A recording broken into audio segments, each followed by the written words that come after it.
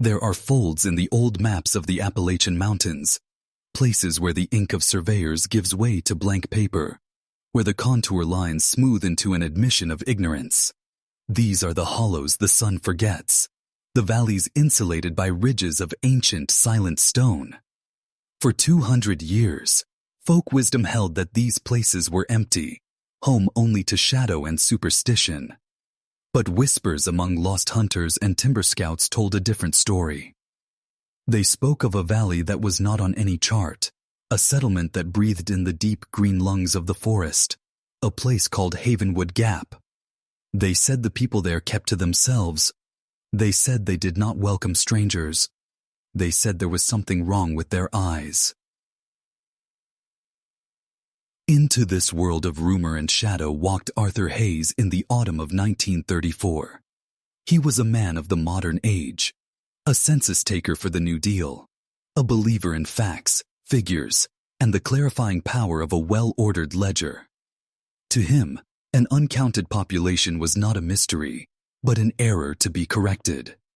Armed with a compass, a bedroll, and a stubborn sense of duty, he followed the ghost of a trail mentioned in a forgotten surveyor's note from a century before. For 3 days he walked, the forest growing thicker, the silence more profound, until he felt he was moving not through a landscape, but backwards through time. On the 4th day, the trees parted, and he saw it. Havenwood Gap was not a town, but a wound in the wilderness, a collection of unpainted cabins, and a single stark white church, all huddled by a gray, fast-moving creek. Smoke curled from the stone chimneys, but no children played in the dirt paths. No dogs barked at his approach. The instant he stepped from the tree line, every door seemed to open at once, and the people of the valley emerged. They did not speak. They simply stood on their porches and watched him, their faces still, their bodies unnaturally calm. Arthur felt a chill that had nothing to do with the autumn air. It was their eyes. In every face, man, woman, and child, he saw the same pair of eyes. A pale, translucent gray, like water over stones. And beneath the eyes, he saw the same high cheekbones, the same sharp line of a jaw. It was not the simple resemblance of a small, isolated community. It was something more profound, more absolute. It was the look of a single face, reprinted on different ages and genders, a living echo passed down through a hall of mirrors. He approached the church, the only public building, his boots unnaturally loud in the oppressive silence. He was met at the door by the town elder, a man whose face was a roadmap of ancient wrinkles, but whose pale gray eyes were as sharp and clear as a child's. Arthur introduced himself, his voice sounding thin and alien. The elder listened patiently, then led him inside to a simple wooden table. Arthur, relieved to be performing a familiar task, opened his ledger. The ink felt black and reassuringly solid in this world of gray. "A beautiful valley you have here, sir," he began, his pen poised. "Shall we begin? Let's start with your own household. The family name." The old man looked at him, the weight of the valley's silence seeming to gather in the small, dusty church. "Lockwood," he said, his voice a dry rustle of leaves. Arthur wrote it down. "A fine, simple name." "Excellent. And the family in the cabin nearest the creek?" The elder's unsettling gray eyes did not blink. "Lockwood." A small knot of unease tightened in Arthur's stomach. He forced a professional smile. "A common name, I'm sure, to be expected in a place like this. And how many households in total reside in Havenwood Gap?" The old man leaned forward slightly, the scent of wood smoke and damp earth clinging to him. The collective silent stare of the townspeople outside seemed to press against the very walls of the church. "One," the elder whispered, his voice dropping with a chilling finality. "There has only ever been one." Arthur Hayes stared at the old man, a polite, incredulous smile fixed on his face. The silence in the church was absolute, a heavy, dust-filled stillness that seemed to amplify the elder's words until they echoed in Arthur's mind. One family, It was a statistical impossibility, a violation of the natural order of communities. He cleared his throat, the sound startlingly loud. "I'm afraid I don't understand, sir," he said, his training in patient bureaucracy taking over. "Do you mean one clan? Or that everyone here is descended from a single founding family?" The elder's pale gray eyes, the same eyes Arthur had seen on every person in the valley, held no trace of confusion. They were serene, certain. "I mean what I said, Mr. Hayes. We are one. One blood, one soul, one name." He gestured for Arthur to remain seated, his movements slow and deliberate, like a priest preparing for a sacrament. "You are a man of ledgers. You seek to understand the present by recording it. To understand Havenwood Gap, you must look at our first, and only, ledger." From a locked alcove behind the simple wooden pulpit, the elder produced a massive ancient book. It was bound in cracked, dark deerskin and tied shut with a leather cord. He placed it on the table between them with a quiet reverence, its weight landing with a soft, final thud. The air filled with the scent of old paper and something else, something faintly metallic and unsettling. As the elder untied the cord, he began to speak, his voice taking on a rhythmic, liturgical cadence, as if reciting a story he had told 1,000 times. "The story of Havenwood Gap," he explained, "began not in the valley, but in the righteous fires of Puritan New England in the late 1700s. It began with a man named Josiah Lockwood, their first prophet. Josiah was a preacher, a man who saw the burgeoning American experiment not as a triumph of liberty, as a slide into sin and dilution. He believed his flock, the Lockwood family, were the last true vessel of a pure and righteous bloodline, an unsullied seed planted in a nation of weeds. He preached that God had chosen them, and that their sacred duty was to preserve their blood, to keep it from the taint of outsiders, whom he saw as agents of a worldly corruption. His beliefs were deemed heresy. His radical insistence on familial purity was seen as a dangerous madness. Cast out from his own church, Josiah gathered his family, his wife, his sons, his daughters, his brothers and their children, and led them on a great exodus into the wilderness. They were not pioneers seeking land. They were pilgrims seeking an ark, a place so remote the profane world could never find them, a place where they could build a new Eden and keep their bloodline perfect for the day of judgment. That place was this valley. Here, they were free to practice their faith.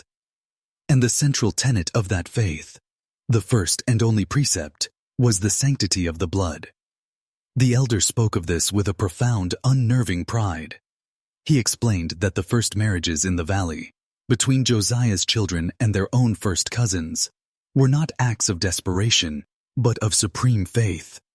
It was a holy commandment, a sacred duty to ensure the Lockwood vessel remained untainted. Arthur listened, his pen lying useless on his own pristine ledger. The foundations of his rational world were crumbling. This old man was calmly, proudly recounting a 200-year history of institutionalized incest, framing it not as a tragedy, but as a triumph of religious devotion. The elder, seeing the look of pale shock on Arthur's face, seemed to understand. He opened the deerskin book.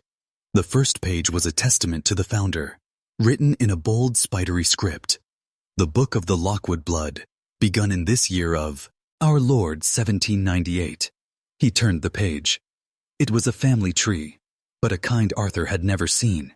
The lines of descent did not branch outward. They looped and twisted, braiding back into themselves with a horrifying complexity. Josiah and his wife were at the top. Their children were below, and the lines connecting them in marriage were all internal.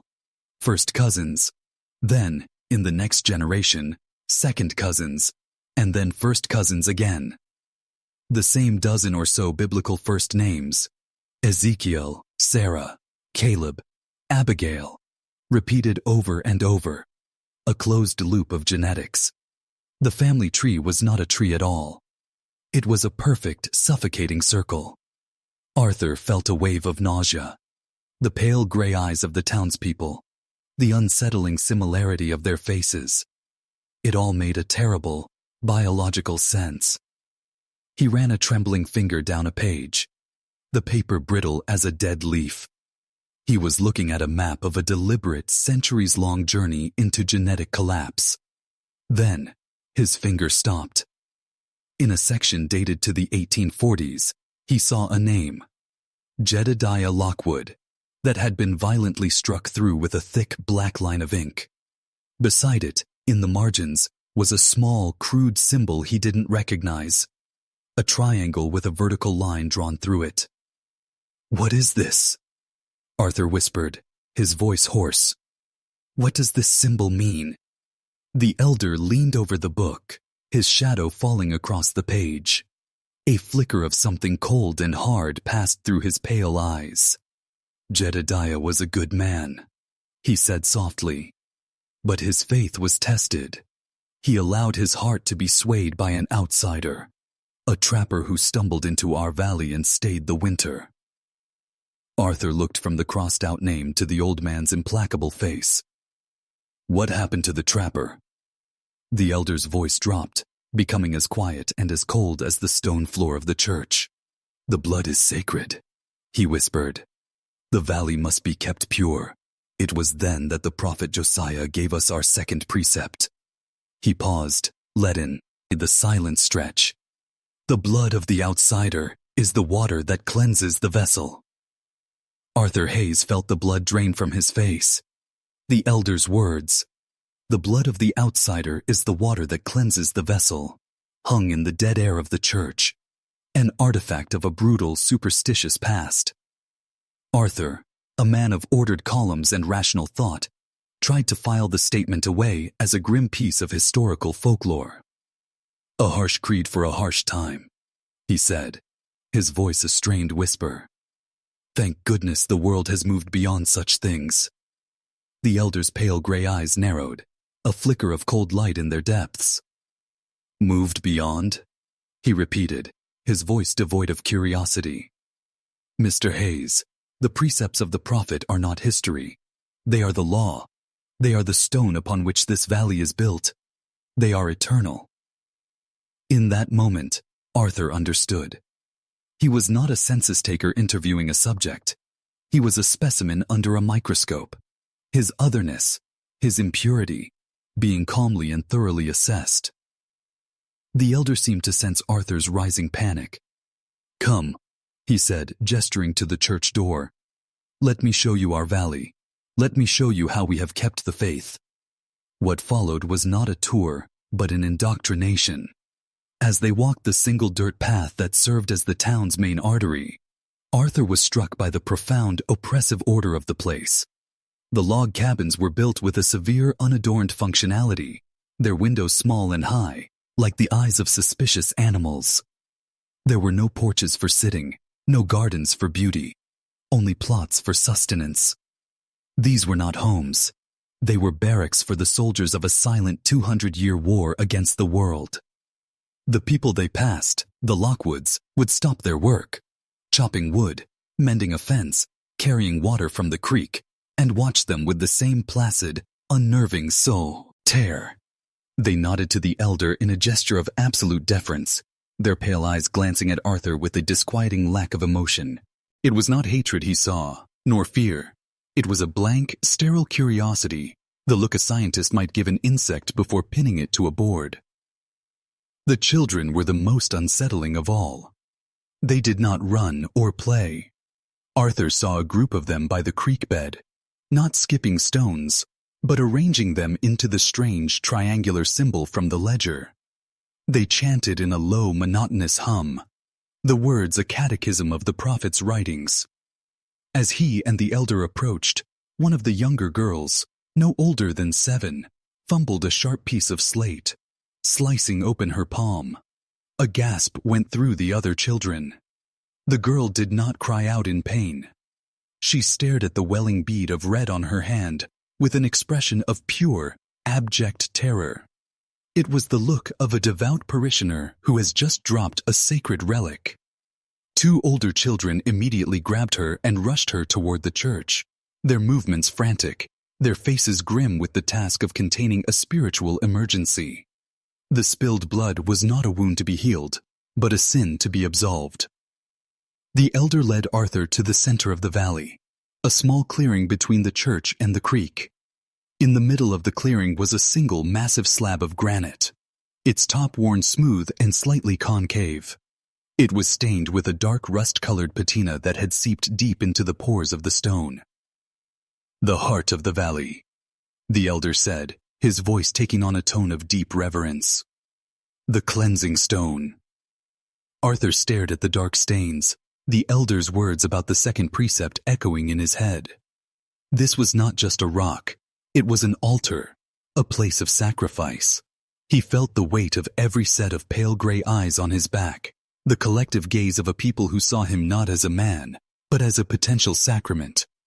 The valley, he realized with a surge of cold dread, was not a town. It was a temple. And he was the offering. He had to leave. The pretense of his work was gone, replaced by a primal, desperate need for escape. He snapped his ledger shut, the sound unnaturally sharp in the quiet air. "This has been most illuminating, sir," Arthur said, his voice trembling slightly. "You have a remarkable history. I believe I have everything I need for my report. I'll trouble you no further. I plan to be on my way at first light." The elder turned his full attention to Arthur. The uncanny familiarity of his gaze, the same gaze shared by every man, woman, and child in this valley, felt like the bars of a cage sliding shut around him. The old man offered a thin, bloodless smile, a crack in his stony facade. "Mr. Hayes," he said, his voice calm and horribly final. "You are the first outsider to see our ledger in over 100 years. You are the first to stand before the cleansing stone and be told its purpose. The valley has been opened to you." He paused, letting the full weight of his words settle.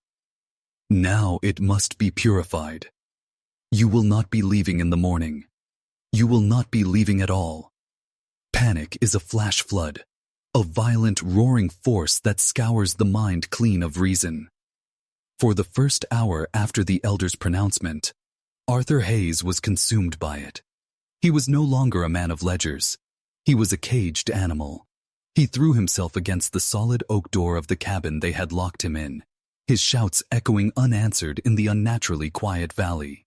He tore at the floorboards with his bare hands, searching for a weakness, a way out.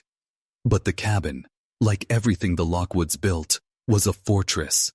The windows were boarded shut from the outside, the walls were solid, and the silence that met his frantic efforts was absolute and indifferent. As dusk settled, bleeding a cold purple light through the cracks in the walls, his panic receded, leaving behind the cold, hard sediment of terror. He was a prisoner, and his captors were not bandits or madmen in the conventional sense. They were a people for whom his execution would be an act of sacred duty. His new life was a routine of methodical, psychological pressure. Twice a day, a woman with the same pale Lockwood eyes as all the others would unbolt the door and place a tray of simple food, cornbread, salted pork, clean water, on the floor. She never spoke. She never met his gaze. Her face was a mask of placid piety. Arthur tried to reason with her, to appeal to her, but his words were met with the same profound, unnerving silence. He was not a guest. He was not even a prisoner. He was a thing being prepared, a tithe being readied for the altar. From his single high window, he could see the life of the valley, a clockwork of solemn duty. He saw the men tending their meager crops, the women weaving cloth, the children chanting their lessons. He saw the way they moved, a shared genetic stillness in their posture, a lack of haste that spoke of a people with nowhere to go, no one to be, except what they already were.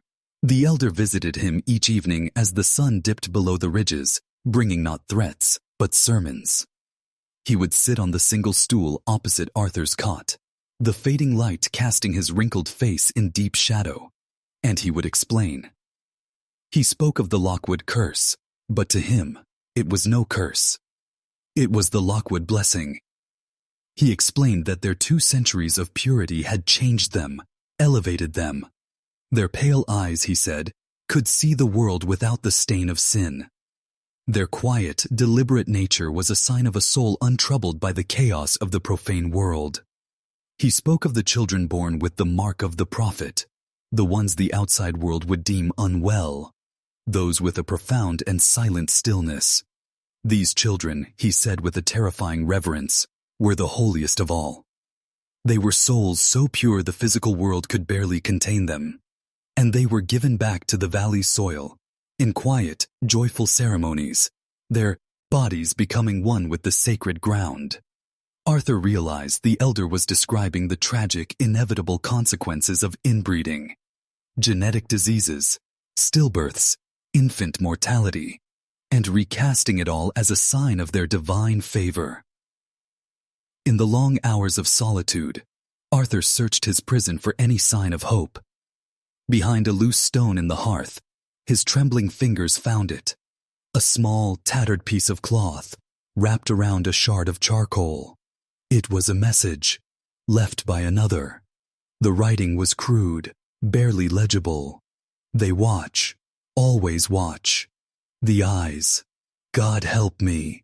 The date scrawled below was 1882. He was not the first. The knowledge brought him no comfort, only a deeper, more profound despair. The town of Havenwood Gap was a machine, designed for a single purpose, to remain pure. And he was now the impurity it was preparing to grind away. At night, he could hear the chanting from the church, a low rhythmic hum that vibrated through the very earth. It was a sound of absolute faith, a sound that promised no mercy, no doubt, no possibility of escape. On the 3rd night of his captivity, the elder made his final visit. His face, illuminated by the lantern he carried, seemed almost sorrowful. "The valley has been praying for you, Mr. Hayes," the old man said, his voice soft. "We have prayed that your soul might be cleansed before your body is offered." He set the lantern down on the table, its light casting huge dancing shadows on the walls.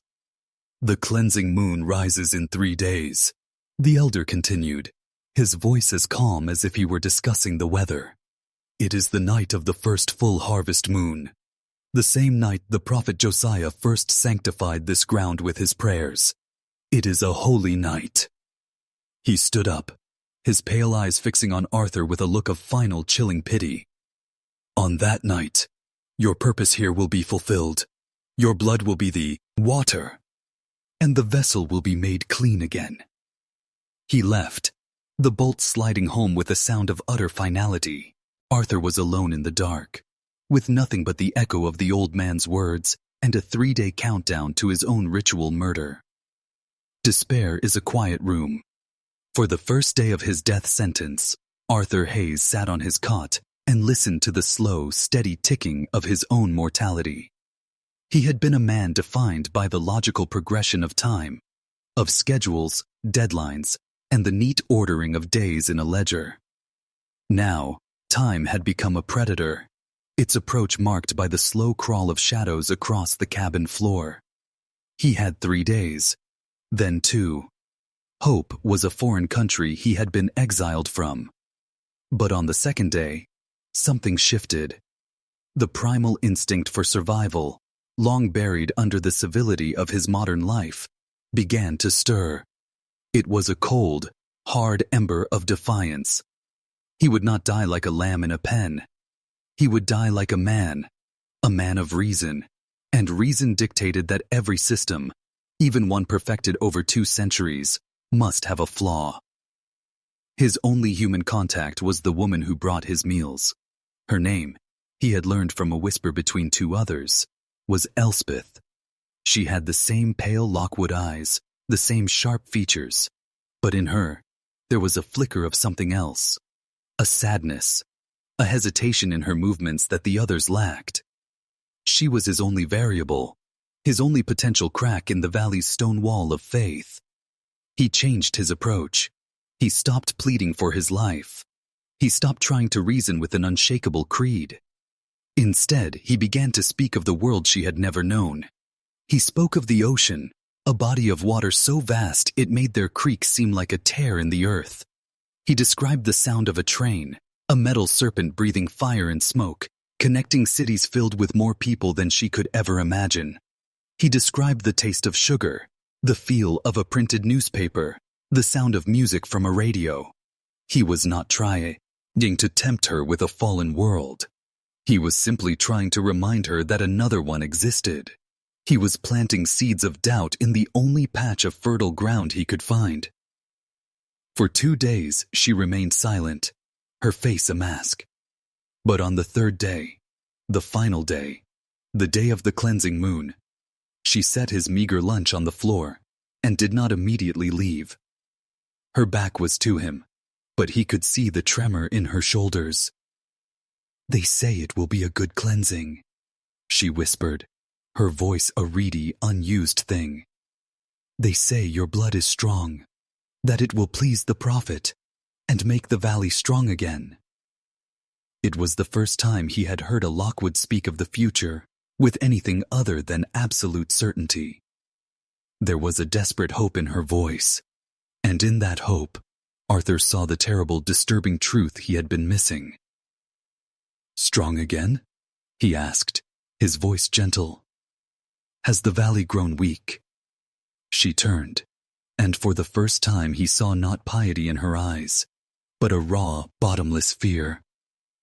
"The crops are thin," she whispered, the words spilling out in a rush. "The winters are harder. The children are quieter now. More are born with the mark. They are too pure, the elder says, too pure for this world." Arthur finally understood. The Lockwoods were not a proud, successful experiment. They were a failed state, a people slowly being erased by their own faith. Their genetic pool had become a stagnant pond. The constant sickness, the failing crops, the silent, stillborn children. They saw it all as a spiritual crisis, a sign that their devotion was lacking. His arrival was not a complication. It was a divine intervention. His sacrifice was not merely about keeping a secret. It was a desperate offering to an angry God, a blood payment to fix a system that was fundamentally biologically broken. Elspeth took a step closer, her face a mask of conflict, of faith warring with a terror she could not name.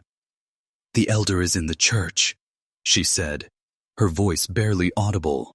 "He prepares the prophet's ledger. He must read the precepts from the book at the cleansing stone. The ritual is not complete without the prophet's words. It is our most sacred law." She looked at him, her pale eyes wide with the magnitude of her treason. She had not offered him a key or a weapon. She had offered him a piece of information, a target. Then, as quickly as she had appeared, she was gone, the heavy bolt sliding home, leaving Arthur alone with this new, impossible knowledge. His only chance, his only path to survival, was not to escape the valley, but to somehow get to that book. As the full moon began to rise, its pale, sterile light filtering through the cracks in his prison, he heard the sound of the town gathering. A low, monotonous chant began, the sound of a people preparing for a holy act. Through a chink in the wood, he could see them, their faces illuminated by torchlight, their expressions serene and expectant as they moved towards the creek, towards the stained stone. The heavy bolt on his cabin door slid back with a deafening finality. 2 tall, silent Lockwood men, their faces like stone carvings in the flickering light, entered the room. Their hands were gentle as they took his arms, their touch not one of violence, but of holy reverence. The time had come. Arthur knew he would not make it to the church, to the ledger.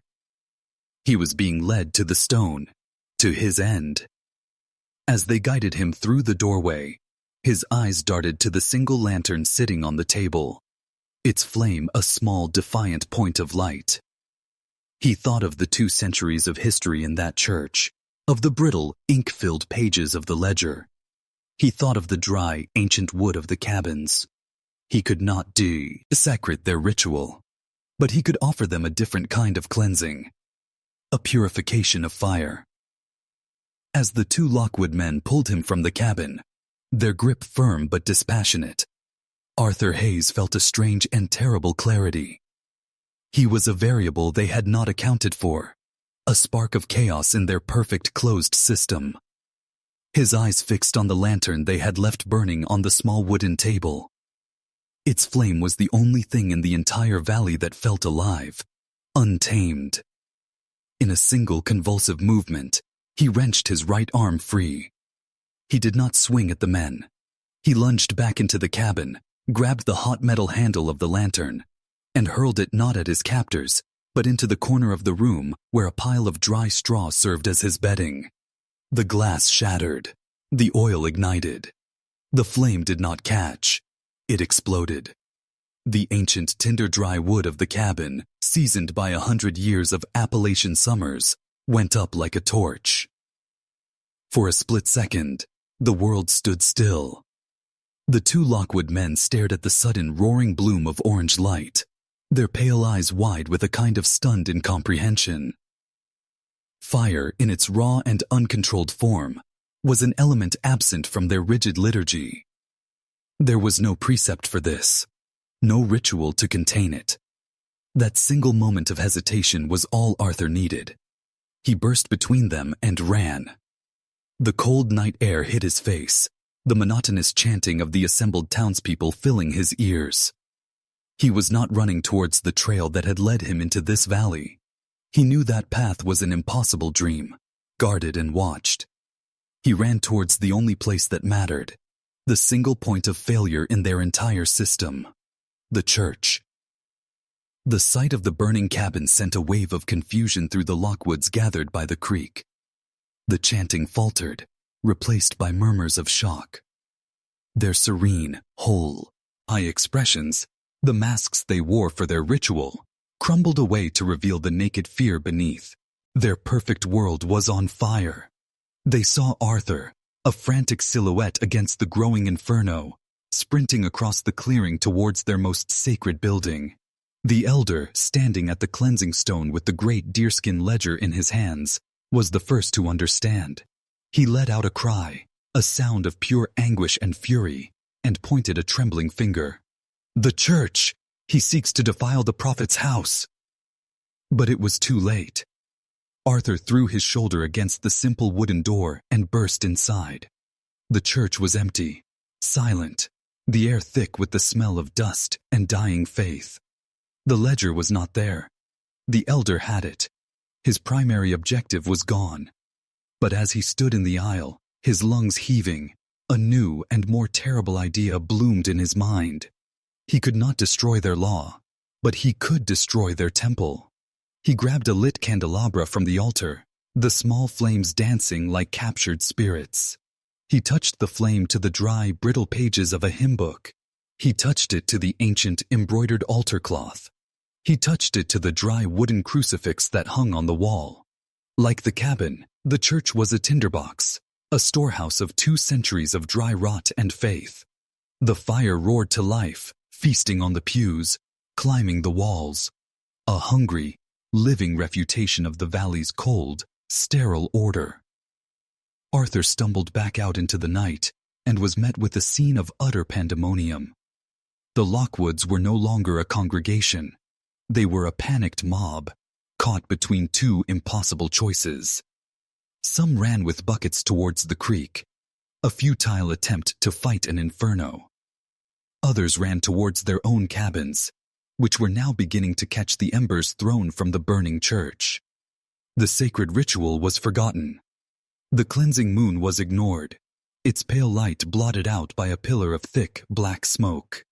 The elder stood frozen by the clean, sing stone, the sacred ledger clutched to his chest, his face illuminated by the reflection of his entire world turning to ash.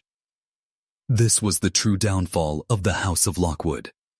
Not a judgment from a court or a god, but a simple physical annihilation brought by a man who had nothing left to lose. The fire was a fever, and it was burning the sickness from the valley. Amidst the chaos, the screams, the falling timbers, no one was watching him. Arthur Hayes, the man of reason, the impurity, turned his back on the funeral pyre he had built. He ran, not towards the path to the outside world, but into the deep, black, untamed woods of the mountains that surrounded the valley. He vanished into the darkness, leaving behind nothing but the roar of the flames and the final agonizing screams of a family that had finally been purified. The fire that consumed Havenwood Gap burned for 3 days and 3 nights, a furious golden pillar of smoke visible for 100 miles. But in the vast, unmapped wilderness of the Appalachians, a fire can burn for a week before the outside world takes notice. It was not until the following spring, when a team of timber surveyors ventured into the high ridges following reports of the blaze, that the valley was officially discovered. They found a place not of life, but of silence and ash. The cabins were gone, their foundations skeletal outlines on the blackened earth. The great stone chimneys stood like lonely, crooked tombstones in a valley-wide graveyard. The church, the heart of the Lockwood faith, was a charcoal scar on the ground. By the creek, the cleansing stone remained, its dark, ancient stains now complemented by the soot of the inferno, a grim monument to a story that had no one left to tell it. The investigation was brief and baffling. Officials found the remnants of Arthur Hayes's initial camp on the forgotten trail, his name and purpose noted in their reports. In the valley itself, they found scattered, charred bone fragments, far too few to account for a settlement of the size described in Arthur's recovered notes, and far too damaged to be properly identified. The official cause of the fire was ruled as accidental, a tragic mishap that had wiped a lost community from existence. The case of the missing census taker, Arthur Hayes, remained open, but the conclusion was privately assumed. He had, they believed, perished with the people he had come to count, his ashes mixed with theirs in the soil of the valley. The world had its tidy, logical explanation: a tragic fire, a lost community, a dedicated public servant caught in the wrong place at the wrong time. The ledger of the modern world was balanced. But the mountains remember. The story of Havenwood Gap did not end with the fire. It was merely reborn as a legend. It became a piece of dark folklore whispered in logging camps and around hunters' fires, a cautionary tale for those who wander too far from the known path. They call it the Valley of Ash now. Some say that a righteous man, a lost agent of the government, brought God's own fire down upon a clan of sinners, cleansing the mountains of their impurity. But a darker version of the tale persists, a story that feels truer to the chilling nature of the place. It whispers that the fire was not an escape, but a final terrible sacrifice. That Arthur Hayes did not bring the fire to the Lockwoods, but that the dark ancient spirit of the valley itself, the entity they had worshipped for 2 centuries, finally consumed them in a rage when their bloodline had grown too weak to sustain it. And what of Arthur Hayes, the man of reason who was forced to become an agent of annihilation? His name is the final unanswered question. No trace of him was ever found. Did he, against all odds, navigate the brutal wilderness and escape, living out his days in some distant city, forever haunted by the smell of smoke and the memory of pale gray eyes? Or did the mountains, the one place the Lockwoods had always feared, claim him for their own, his bones lying in some undiscovered hollow? The rational mind accepts the former, but the folklore of the region prefers the latter. They say he never left. The official record speaks of a fire, but the whispers in the mountains speak of a cleansing. They say that on certain autumn nights, when the moon is full and the air is cold, a single faint light can be seen flickering in the heart of the dead valley. Some say it is the ghost of Arthur Hayes, forever trying to finish his ledger. Others say it is the last, pale ember of the Lockwoods' terrible faith, a cursed fire that can never be extinguished. But all agree that the valley is not empty. It is simply quiet, waiting,